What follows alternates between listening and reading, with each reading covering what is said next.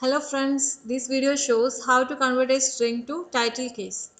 So we are defining a string hello world.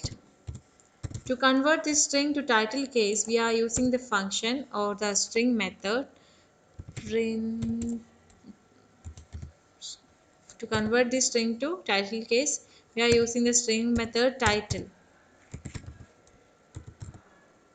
So the output will be the title case of the hello world, that is H and W are capital letters in this word, in this sentence. So if we take another example, S Y word equal to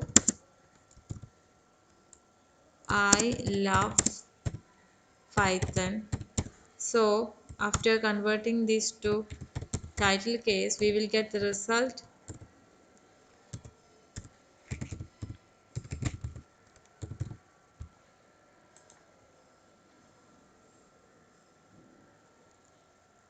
sorry word dot. Then we will get the result hello world in title case and I love Python also in title case. Thanks for watching this video.